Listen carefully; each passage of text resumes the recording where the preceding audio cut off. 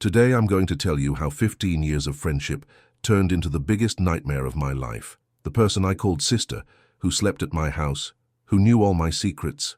That same person looked me in the eye and said, "I'm going to be Karim's second wife and you'll have to accept it. My name is Yasmin. I'm 32 years old, mother of 2 children, and I live in Casablanca. I'm an Arabic literature teacher and have always believed in the power of words to heal wounds. Today I need to use these words to share with you the most painful experience of my life. What she told me next was even worse than the betrayal itself, and when you hear her justification for destroying my family, you'll understand why I can no longer sleep in peace. Before continuing with my story, write in the comments where you're watching from. I want to know which country this story is reaching. Nadia and I met at university 15 years ago. She had been an orphan since her mother died when she was 16, and I ended up becoming the family she never had. She chose me as her best friend on the first day of class, and I felt like the luckiest person in the world. But there was something about her obsession with me that I would only discover years later, something that would make me question whether she really loved me, or if I was just a piece in her sick game. She always refused all the suitors who appeared. There were many because Nadia was beautiful, intelligent, and from a wealthy family. More than 15 men asked for her hand in marriage over the years. "None of them understand me like you understand me," she always said, kissing my forehead. "You're all I have in the world, Yasmin." Why would such a perfect and desirable woman systematically refuse all men? What was she really waiting for? What I didn't know was that from day one, Nadia had a very specific plan for our friendship, a plan that included never, ever separating from me.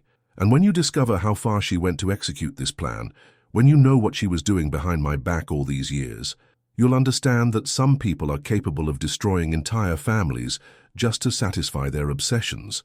And the scariest thing is that she sincerely believed she was doing it out of love. During our university years, Nadia became more than my best friend. She became my shadow. She copied my way of dressing, my choice of subjects, even my musical tastes changed to match hers. "We're soulmates," she would say.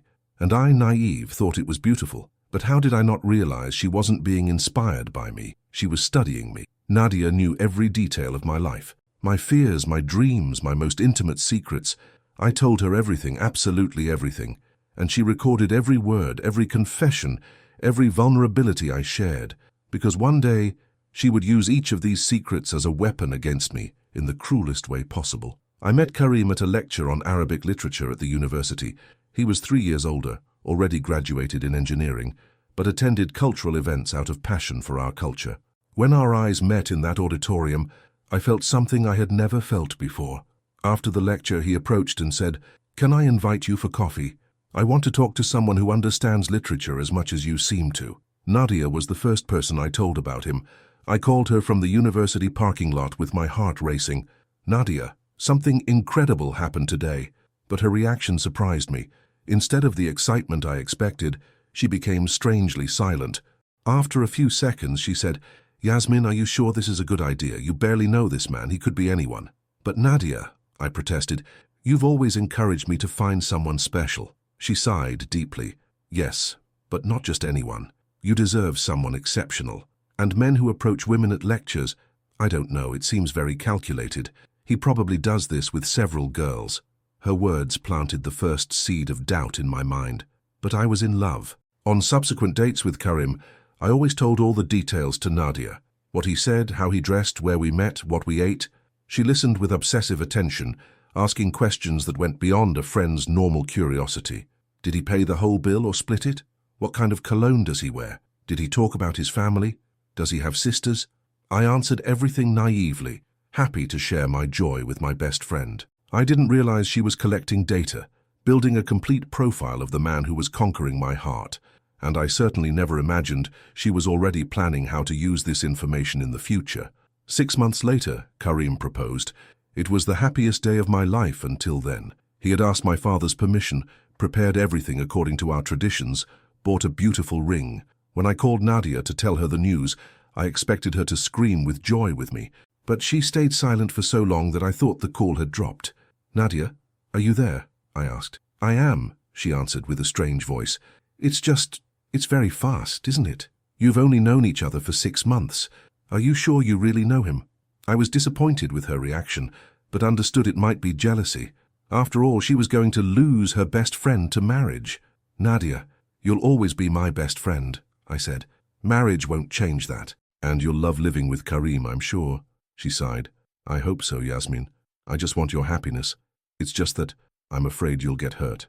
I thought it was protective instinct, but today I know she was calculating how to insert herself into the dynamics of my future marriage. During the months of wedding preparation, Nadia became my unofficial organizer. She chose my dress, party decorations, dinner menu, guest list. She controlled every detail with military precision. I want everything to be perfect for you, she said. But I began to notice she insisted on being present at every meeting I had with Karim to discuss the preparations. Why don't you invite Nadia for dinner at home? Karim suggested one day. She's so important to you and I barely know her. I thought it was a wonderful idea. That night I made a special dinner, hoping they would connect. And they did connect, but in a way that left me with a strange feeling in my stomach. They laughed at the same subjects, seemed to be in a harmony I couldn't follow. At the end of the night, when Nadia left, Karim commented, "Your friend is really special. She understands you very well." I smiled, happy they had gotten along well, but I couldn't get out of my head the way they looked at each other during dinner. There was something there I couldn't name. Our wedding was beautiful, exactly as Nadia had planned. She was radiant on the day, more beautiful even than me, the bride. During the ceremony, I saw her crying with emotion, and my heart filled with love for her. "Thank you for making this day so perfect," I whispered in her ear during the party. "I would do anything for your happiness," she replied, hugging me tight. "Anything, Yasmin. Never forget that." Karim and I went on our honeymoon to Marrakesh, 5 days in a beautiful Riyadh, getting to know the city, living our first days as a married couple. It was magical, until my phone rang on the third night. It was Nadia crying desperately. "Yasmin, I need you. My father has been hospitalized. I'm alone and scared. Please come home." My heart tightened. Karim and I immediately returned to Casablanca, interrupting our honeymoon. When we arrived at the hospital, I discovered that Nadia's father had only had a high blood pressure crisis. Nothing serious, but she was so fragile that we spent the whole night with her. "Sorry for ruining your honeymoon," she said, but didn't seem at all sorry. During the following weeks, as we settled into our new home, Nadia appeared almost every day, always with an excuse. "I brought a cake I made for you," or "I was passing by and decided to say hi." Karim began to comment, "Your friend is very present, isn't she?" I defended, "She's still adapting to my marriage. Soon she'll find someone and become less dependent." But Nadia didn't seem interested in finding anyone. On the contrary, she seemed to have found exactly what she wanted, a permanent place in my new life. She knew our routine better than we did. She knew what day Karim came home late, what food he liked, what TV show he watched. "How does she know you hate football?" I asked Karim one day after Nadia commented something about it. He shrugged. "She must have noticed when she was here and I changed the channel." But I had never seen Nadia paying attention to my husband's television habits. How did she know so many details about him? A year after the wedding, I discovered I was pregnant with Amira. Karim and I were over the moon. When I told Nadia, she reacted so intensely it scared me. She started crying and hugged me so tightly I could barely breathe. "A baby," she whispered. "We're going to have a baby."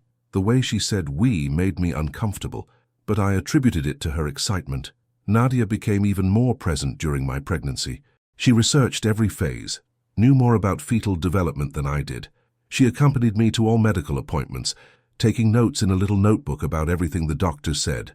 "I want to make sure you don't forget anything important," she explained. But sometimes I felt like she was taking over my own pregnancy. At one appointment, the doctor made a strange comment. "Your sister is very dedicated, isn't she? She called yesterday to confirm the appointment time." I corrected, "She's not my sister, she's my best friend." The doctor seemed confused. "Oh, sorry, it's just that she introduced herself as a sister when she called." Why would Nadia lie about this? When I asked, she laughed. "Oh, Yasmin, it's easier to explain that way.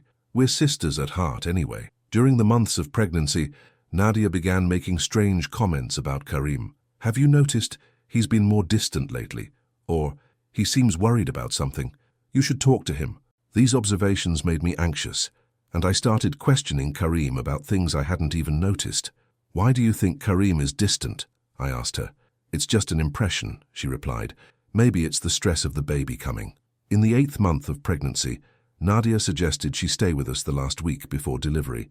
"In case you go into labor during the night," she argued, Karim might get nervous, and I can help keep everyone calm. It seemed logical, so I agreed. During that week, she completely took control of the house. She cooked, cleaned, organized everything. Karim commented, "It's like having a second wife taking care of you." He said it joking, but the words kept echoing in my head disturbingly. Amira's birth was beautiful, despite being long and painful. Karim was with me, holding my hand, crying with emotion when our daughter was born. It was the most special moment of our lives. Nadia was the first visitor at the hospital, arriving with a huge bouquet of flowers and an expensive gift for the baby. When she held Amira for the first time, her reaction left me speechless. She started crying copiously, kissing the baby's little face with an intensity that made me uncomfortable. "She's perfect," Nadia whispered. "My perfect girl. Mama Nadia will always take care of you." The way she said Mama Nadia gave me chills. "Nadia," I said gently. "You mean Aunt Nadia, right?" She looked at me with a strange expression. "Of course, sorry. It's the emotion." But in the following days, I heard her refer to Amira as our daughter several times when talking to other people. "How's our little princess today?" she would ask when she came to visit. The hospital nurses began making confusing comments. "Your sister stopped by earlier before visiting ours," one of them told me. "She wanted to see how you and the baby were doing through the night." Once again, Nadia had identified herself as my sister to gain access. When I confronted her, she gave the same excuse. "It's easier that way, Yasmin. You know we're family at heart." But what bothered me most was discovering she had given instructions to the nurses about Amira's care. "Your sister asked us not to give the baby a pacifier during the night," the nurse commented. This made me furious. "She has no authority to give instructions about my daughter," I said firmly. The nurse was embarrassed. "Sorry, we thought she was speaking on behalf of the family." When we returned home with Amira, Nadia was there waiting for us. She had prepared the baby's room, cooked several meals, and left everything perfectly organized. "I wanted you to come home to a perfect house," she said. It was a beautiful gesture, but I couldn't feel grateful. There was something too possessive about the way she took care of my family. In Amira's first months of life, Nadia practically lived in our house. She woke up in the middle of the night when the baby cried, changed diapers, gave bottles when I was too exhausted. It was invaluable help, but it also made me feel like I wasn't necessary in raising my own daughter. "Nadia does this better than me," I commented to Karim one day, after seeing how quickly she could calm Amira when I couldn't. "You're the mother," Karim replied. "No one can do better than you. Nadia just has more time available." But there was something about the way Amira reacted to Nadia that bothered me, as if she recognized a mother figure in her. As Amira grew, Nadia established rigid routines with her. Eating time, sleeping, playing. Everything followed the schedule Nadia had created. When I tried to change something, Amira became confused and agitated. "She's used to the routine," Nadia explained. "Children need consistency." It was true, but I felt like a stranger in my own daughter's routine. Karim began commenting on Nadia's constant presence. "Love, she practically lives here. Wouldn't it be good to have some privacy as a family?"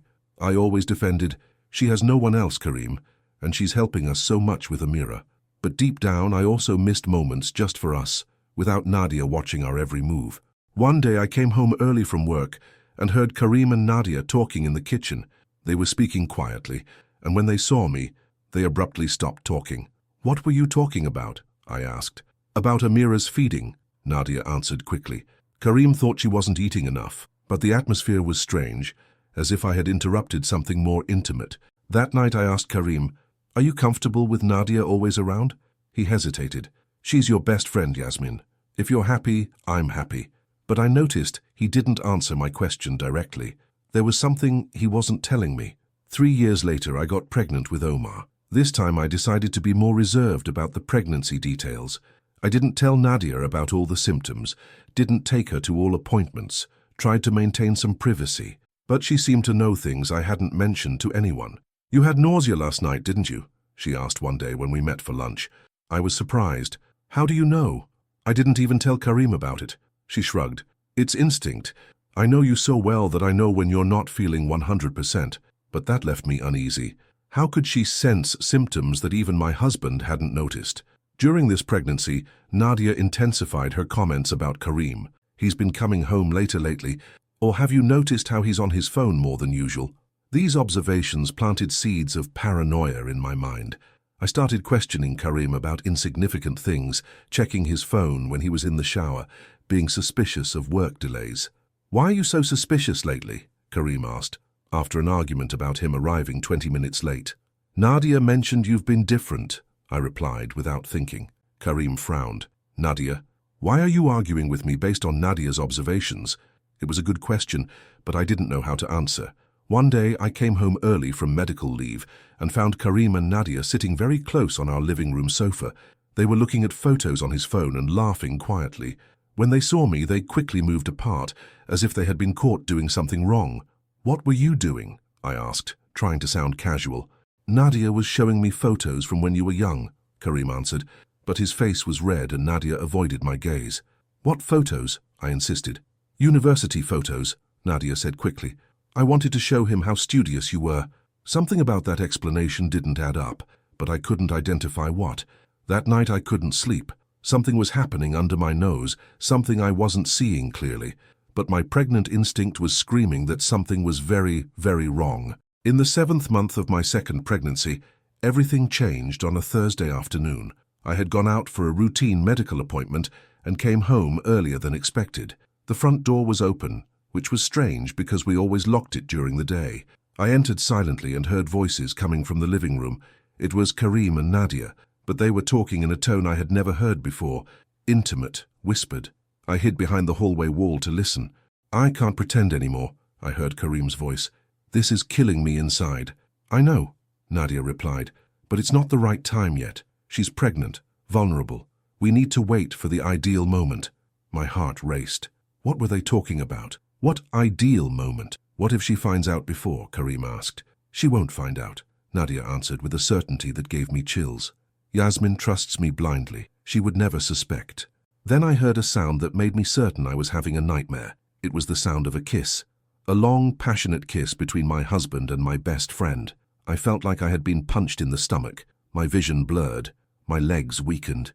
I leaned against the wall trying to process what I had just witnessed. When I finally managed to move, I left the house silently and went to the car, where I cried until I had no more tears. I thought about confronting them immediately, but I was 7 months pregnant and in shock. I needed to process this information, decide how to proceed. During the following days, I observed the two with different eyes. Every exchanged glance, every smile, every moment of complicity, everything took on a sinister meaning. A week later, unable to bear the charade anymore, I decided to confront them. I scheduled lunch with Nadia at a public restaurant, away from home. "Nadia," I began, "I need to ask you something and I want you to be honest with me." She smiled innocently. "Of course, Yasmin. You can ask anything." "Are you having an affair with my husband?" The words came out of my mouth like bullets. Nadia's smile instantly disappeared, and for a moment I saw genuine panic in her eyes. But quickly, she recomposed her expression and said, "Yasmin, how can you think such a thing? I would never do that to you." After I confronted Nadia at the restaurant and her mask finally fell, she looked me in the eyes with a coldness I had never seen before. "All right, Yasmin," she said, her voice completely changing tone. "You want the truth? I'll give you the complete truth." She leaned forward, as if she was going to tell me a precious secret. "Yes, Karim and I have been together for 2 years, and yes, I'm pregnant with his child." I felt the world spin around me. 2 years? That meant they started the affair right after Omar was born, when I was most vulnerable, needing the most support. But what came next was even more shocking. "But I didn't come here to destroy your family, Yasmin. Quite the opposite. I came to propose the perfect solution for all of us." She smiled as if she was offering me a wonderful gift. "I'm going to become Karim's second wife. That way we can continue being best friends forever. Our children will grow up as real sisters, and we'll be one big, happy family." I couldn't process what I was hearing. "Are you serious?" I whispered. "You think that after betraying me like this, I'm going to accept you as a second wife?" Nadia took my hand across the table. "Yasmin, think about it. You were always afraid of losing me to marriage, weren't you? Now you'll never lose me. We'll be co-wives, but first and above all, we'll be sisters forever." Her sick logic left me speechless. "Nadia, you destroyed my marriage. You deceived me for years." She shook her head. "I didn't destroy anything. I found a way to unite us even more. Karim loves you. He'll never leave you. And I love you too. Now we can form the family we always dreamed of." "Family!" I screamed, drawing attention from other customers. "You call this family? You seducing my husband behind my back, using my own confidences?" She sighed patiently. "Yasmin, I didn't seduce anyone. Karim was suffering, feeling neglected. You were always tired, always busy with the children. I just offered the emotional support he needed." Then she said something that made me realize the true depth of her manipulation. "And you know what? You should thank me. How many wives are lucky enough to choose their husband's second wife? How many can be sure that the co-wife really loves the first wife above all else? I did this out of love for you, Yasmin, so we would never be separated." At that moment, looking at her serene face, I understood that Nadia really believed what she was saying. In her twisted mind, destroying my marriage had been an act of love, and that terrified me more than any scream or display of anger could have. I left that restaurant in complete shock. During the following days, Karim desperately tried to explain how everything had started. He cried, begged for forgiveness, swore he would end everything with Nadia, but it was too late. The betrayal had lasted 2 years. 2 years of lies, manipulations, and deceit. "How could you, Karim?" I asked repeatedly. "How could you do this to me, to our daughters?" He explained that Nadia was always there when I was busy with the children, always available to listen to him, always understanding. "She knew all our problems through you," he confessed. "She always knew exactly what to say to make me feel better." The pressure to accept the situation came from all sides. Nadia called me every day. "Yasmin, think about the children. They deserve to grow up in a complete family." Karim's family, though shocked, suggested I consider the proposal because of Nadia's pregnancy. "It's a complicated situation," his mother said, "but the baby is innocent." But I couldn't. I couldn't look at Nadia without feeling nauseous. I couldn't imagine sharing my husband with the person who had manipulated me for 15 years. I couldn't accept that she would have permanent access to my life, my daughters, my sacred space. "I can't, Karim," I finally said. "I can't live like this. I can't wake up every day knowing that the person who hurt me most in life is officially part of our family." He tried to convince me, "But what if I don't marry her? I can just acknowledge the child, pay child support." But Nadia wouldn't accept that. She wanted marriage, she wanted the status, she wanted her official position in my life. The hardest decision of my life came in the 8th month of my pregnancy. I was carrying Omar, taking care of Amira, dealing with my husband's betrayal and my best friend's manipulation. It was too much for anyone to bear. "I want a divorce," I announced on a cold December night. Karim was devastated, but he knew he had lost my respect and trust forever. He married Nadia civilly 3 weeks after Omar was born, just a courthouse ceremony to legalize their child situation. It wasn't for love, it was out of obligation. But even after my divorce, Nadia didn't leave me alone. She sent me photos of her belly, messages about our baby, invitations to participate in birth preparations. "Yasmin, you can't deprive us of being family," she wrote. "Our children are half-siblings. They need to live together." I had to block all means of communication and eventually request a restraining order when she started showing up at my parents' house. The first 2 years after the divorce were the hardest of my life. I was raising 2 small children alone, dealing with the trauma of betrayal and trying to rebuild my identity. I started therapy with a psychologist specializing in relational trauma, and it was through her that I finally understood the dimension of what I had experienced. "You were a victim of systematic psychological manipulation," she explained to me. "Nadia built an emotional dependency in you and at the same time collected information to use against your marriage. This isn't love, it's obsession." Therapy helped me understand that I wasn't guilty for trusting the person I considered my sister. During this healing period, I learned through mutual acquaintances that Karim and Nadia's marriage was falling apart. "How do you build a relationship based on lies and manipulation?" my therapist observed. They fought constantly. Nadia was possessive and controlling with Karim in the same way she had been with me. He began to understand what I had tried to warn him about years before.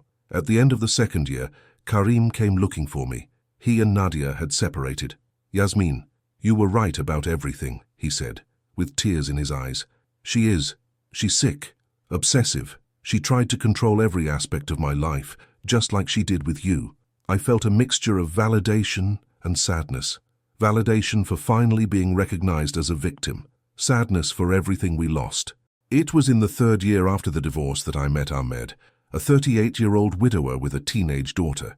He was a history teacher, calm, respectful, and most importantly, he understood my story without judging me. "You survived something terrible," he told me.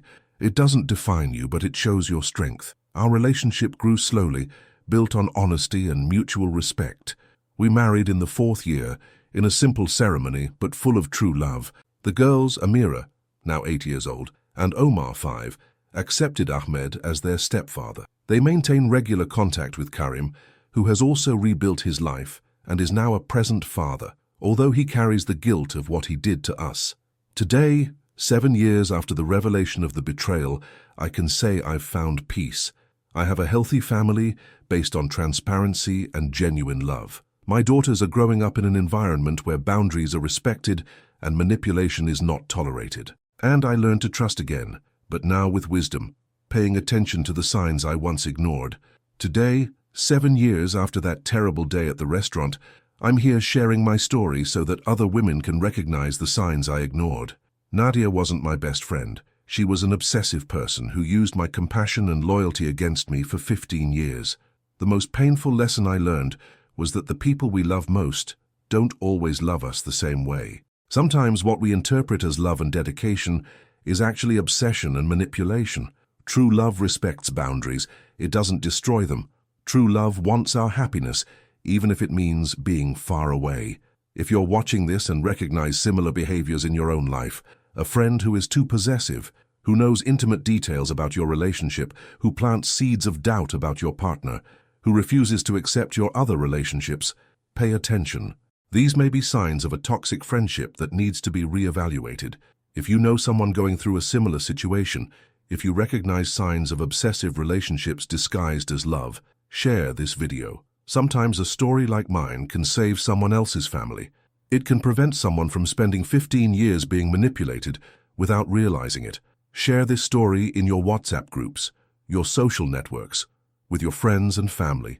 Let's create a protection network among women, because when we identify the signs in time, we can prevent other people from going through what I went through. We can protect families from being destroyed by obsessions disguised as love. And you who are watching me now, share your experience in the comments.